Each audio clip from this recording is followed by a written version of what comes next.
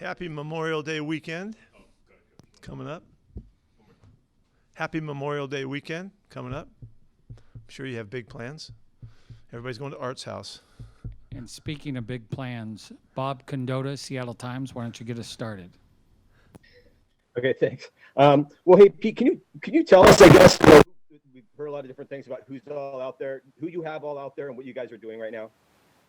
Yeah, we've got just under 40 guys now, 35 guys or something like that are working here. The guys that have come in this time of year from the rookie class primarily, and we're catching those guys up so that when we get to camp, those guys can hold their own.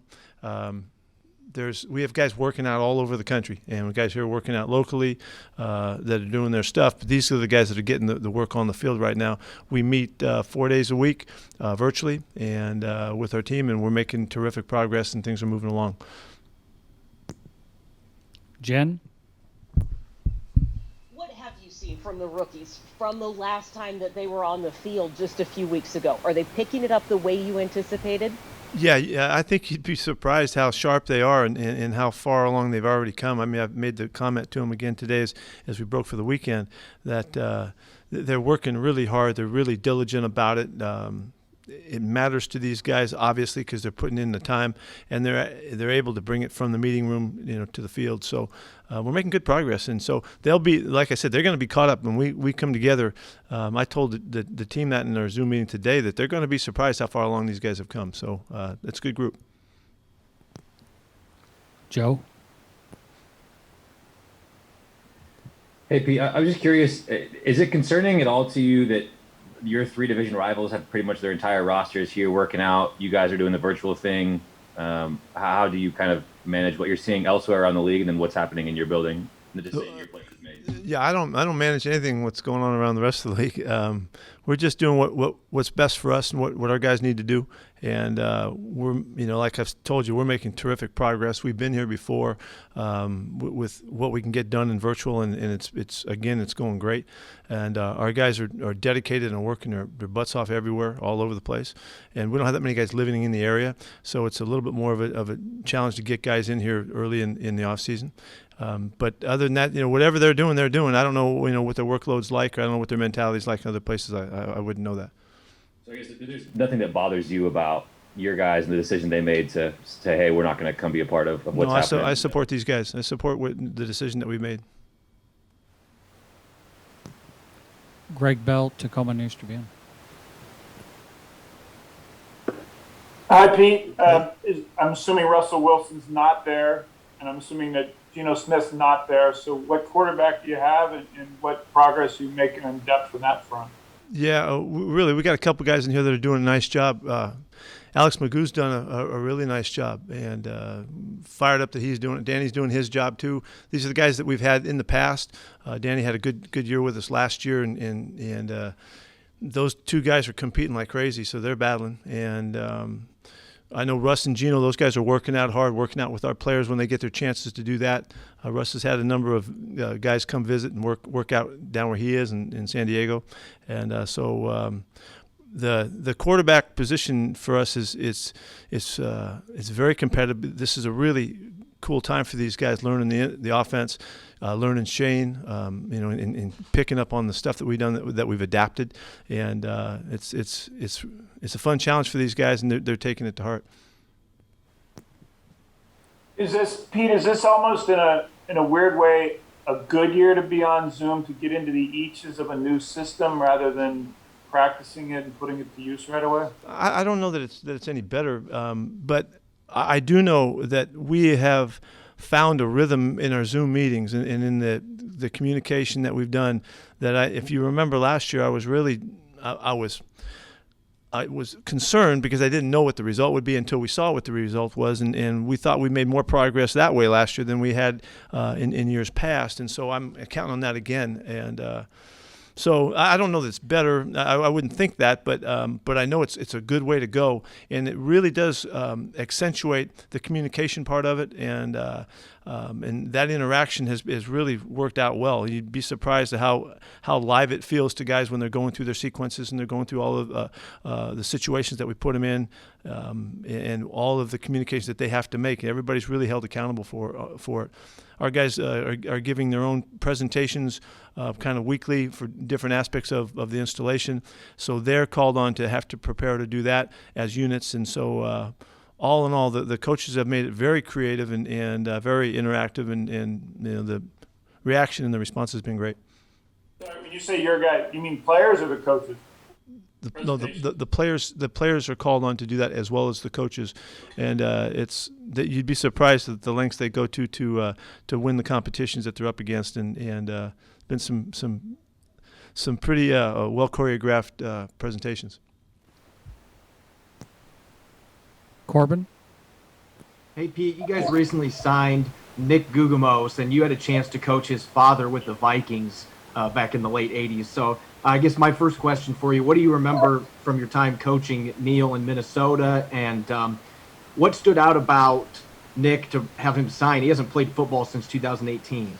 Yeah, going back to Neil, I remember him clearly. Where we had workouts, and then we got a chance to sign him and put him out there, and he held his own. He's a really good athlete. He ran really well, real bright kid, and kid. I mean, he's an old man now, but he was a kid at the time. Small college guy that came in with a chip on his shoulder and wanted to prove something, and did a nice job and spent a couple years with us.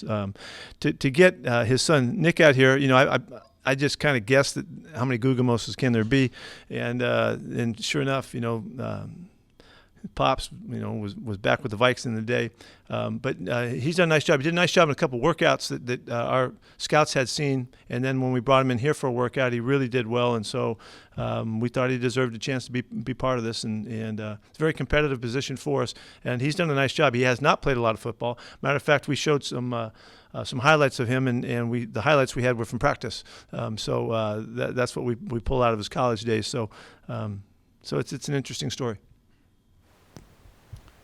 Johnny Boyle? Oh, got a Johnny now, huh? Johnny. What's up, Johnny? Pete, DeShawn what do you Shead got was a for player. us, Johnny? Sorry. DeShawn Shead was a player you've always spoke really highly of when he was here playing for you. What made you want to bring him in as a coach, and what does he bring to your staff? Well, we've stayed in contact, for a couple of years here, and he's always been one of our favorite guys because he's just one of the most true blue guys we've ever seen in the program. Hardworking, dedicated, smart, creative, tough. I mean, he had all of the elements that that we love in the program. Big chip on his shoulder. Had to always prove it, so. We just kept in contact, and I talked to him a few years back. That if you're ever thinking about, let's talk. There'll be a conversation waiting for you. And he went into the I think computer sales business and just kicked butt and became one of the top salespersons in his organization in 18 months or something like that. Which then when I hear that story, I go, well, of course, that's what Shed would do, and so as we talked about it, and as this season was approaching, we talked last year about the upcoming this year, and so we just stayed with it, and we brought into this program just an extraordinary competitor. A guy with character and integrity and toughness and smarts and all that. And I mean, you can't get enough guys like that around the program. He interestingly, he's carried over our football, and he has retained it and maintains a really good command of what we did and the techniques of the cornerback position in particular, as well as the safety spot. He played all over for us. Big time special teams player for us. So he just has a lot to offer. A lot of guys can play and they don't take that stuff with them. He did, and he's very sharp, and so I expect really big things from him. I think he's going to do a great job immediately, but down the road, we're going to see DeShawn Shead do some great stuff. He's really talented. You've had a few players try and make that transition over the years. Is that something you kind of identify in players early on? You have conversations with just kind of How does that process usually go? Yeah, it depends. Johnny, it depends which guys, what situations. But I when I have a sense for a guy that might really like it, might be one of those guys that's kind of the blood and the guts guys, and just loves the game and all that. I mean, I'll drop it on him, and say, you ever think about coaching, and just to kind of set the seed in the soil there, and then if they bite on it, then I'll talk to them differently. During the time that they're with us, I'll share stuff with them different than I would other players because they care and they want to hear it, and I'll share a decision-making situation or an issue that we're maybe faced with that might be of benefit to guys, just to kind of keep the conversation going. And I'm just nurturing the thought, so.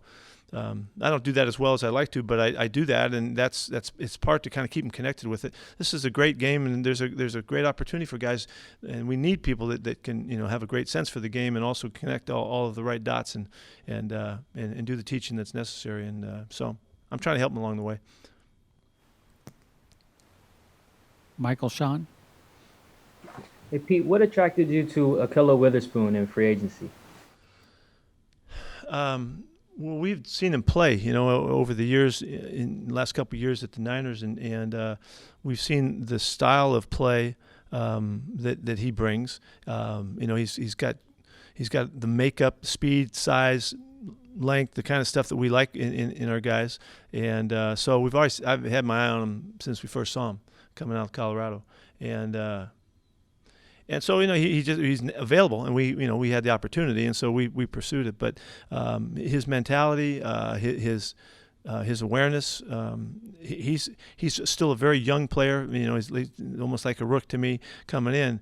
He's not, but it feels like that a bit, and we're going to teach him the first time in the program, just take him right back to the basics, and he's been really available to us. He's been here every day working out and preparing and getting ready and all of that. He's on the field with us almost every day, and so he's doing a good job in all those, and he's really bright, and so all of that, and he had some really good recommendations, from coaches that have worked against him and all that as well, and that had worked with him, so everything just led to it's a good opportunity for him. Is he the only veteran DB there now? Yes. Oh, thanks. Big Art? Pete, the NFL offered some good news over on Wednesday about vaccination rates. You guys were among those that are the 30 clubs that are above 85%. How close are you guys to complete 100% as far as you know? And did you have to close any deals on persuading players of the virtue outside of the team Zoom meetings? I have been in the conversation since the whole vaccination thing got underway with our players, trying to educate them and introduce them to ways of looking at stuff and perspectives for the guys that are in question, that had questions. I don't know what our numbers are right now, but I made a pitch again today to our guys so they're aware that the time frame that's left in the summertime before camp starts, we'd like everybody to be vaccinated before we report to camp, just to make it as safe as possible for everyone. Yeah, I have had some. I've had some conversations with guys. We brought in Vin Gupta, came in and talked to our guys about it and gave a real big pitch. And we've had some opportunities for the families also to get vaccinated, just to keep the message alive and keep it moving. And so we got a ways to go here, but our goal is to get everybody vaccinated before we start them up. Do you think that's going to have if anybody remains unvaccinated? Is that going to be a matter of personnel decision-making about how to deal with that individual? Everybody else is free of masks and the protocols that have been a part of things for the last year? I'm not sure where you're going, but no, it's not going to have anything to do with personnel decisions. This is an individual's decision to make.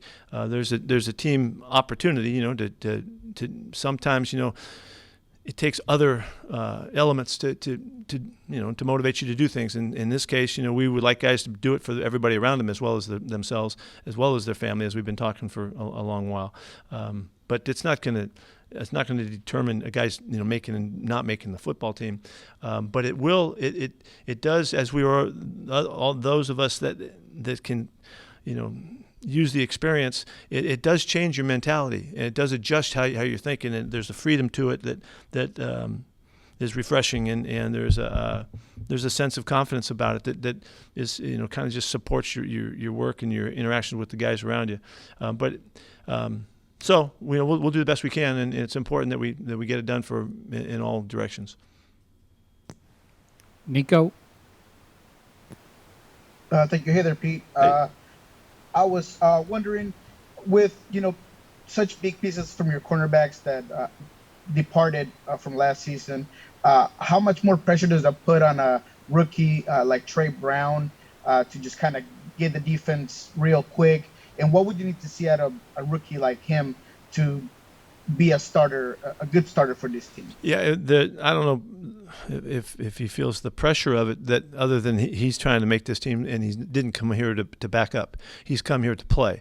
And so he's up against it, as all the young guys are, to catch up, to get comfortable, to get themselves to the point where they can operate in a player's mind, where they can play freed up and confident and sure of what they're doing and what's expected of them, and we can count on them. All of that has to happen.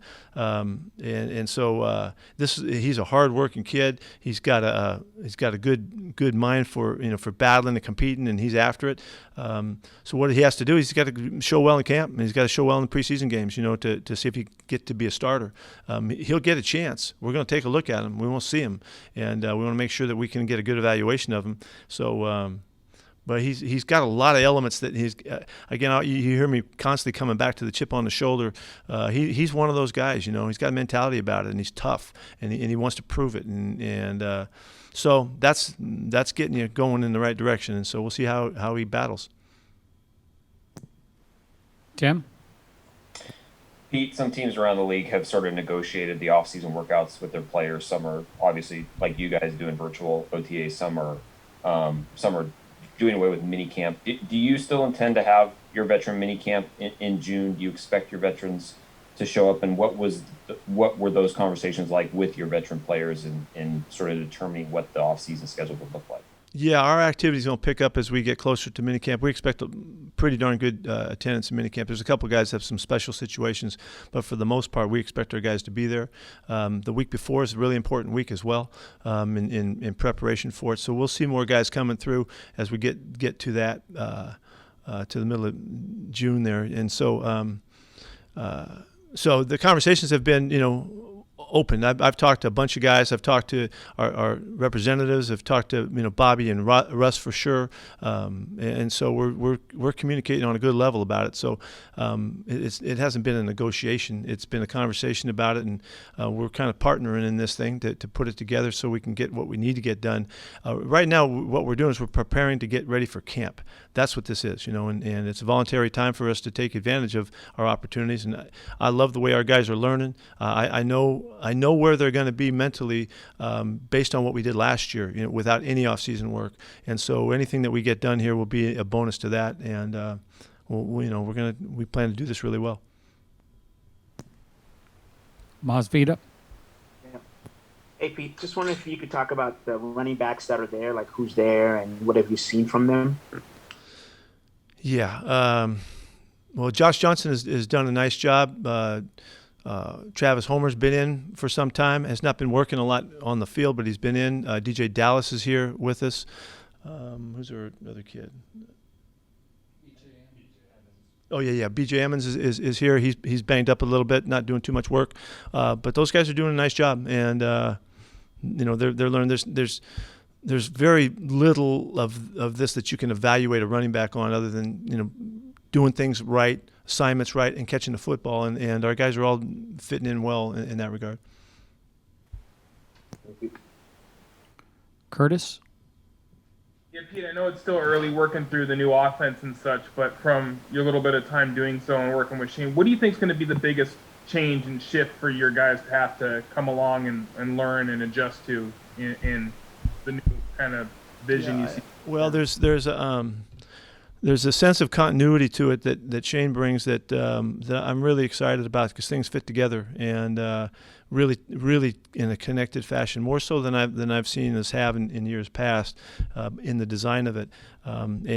With that, Shane also brings a real eye and an intent on tempo and utilizing tempo in different areas, different aspects of our game, which is something we've always liked to implement with Russ, and Russ has taken to it as well at this point, and so we're off and moving, and so I like our tempo. I like the variety and the mix of how things fit together, and continued emphasis on the way we mix run game and pass game and make that complement. That's really those should be, as you see us develop over the coming months here, you'll see that show up, and there's no doubt that it'll be part of our game. And with that, we've got some really exciting players, that we get to feature. Chris and Rashad back there running the football, and with Dis and Gerald Everett at the tight end spots, and the upcoming Colby Parkinson. There's some really cool things that we can do there with those guys, and we love our receivers, and so the guy who has really made a nice first impression for us is Dwayne Eskridge. He's done a nice job so far, and it looks he's an exciting addition to the competition, and so all that stuff's Shane's working to take advantage of and position guys and situate them so that we can utilize those guys, and it seems really comfortable and natural as it's coming about, and so there's a lot of stuff to be excited about. The guys up front, they're already in tune with the emphasis and how we're doing some things. I don't want to go too far into it, but the way we're doing some things with them in the run pass game, it's going to really help them, and they're going to be a big factor for us. I think we're going to just be improved in all aspects of it, and it looks like it's you got to wait and see. But I'm really fired up about it. Well, he started it, and now he's going to finish it. Bob Condotta. Bring it on home, Bob. Hey, Bobby Pete, Condotta. Yeah. Well, this will be. KJ Wright remains unsigned. Is the door still open for him to return at all, or are you sort of closing the page on KJ at all, or? No, the door is still open for players. We're still working at figuring out the roster and how it's going to go. Until we get on the field and can see how things are starting to come together, there won't be major changes in what's going on because we're pretty committed at this point. That doesn't mean that we're not tuned into all of the options and the opportunities that are out there, because we are. But KJ's okay at this point. He's doing fine, and if we get a chance to call on him, we'll go after it, and we'll see if we can put something together. Okay, thank you, everyone. See you. See you. Have a good break.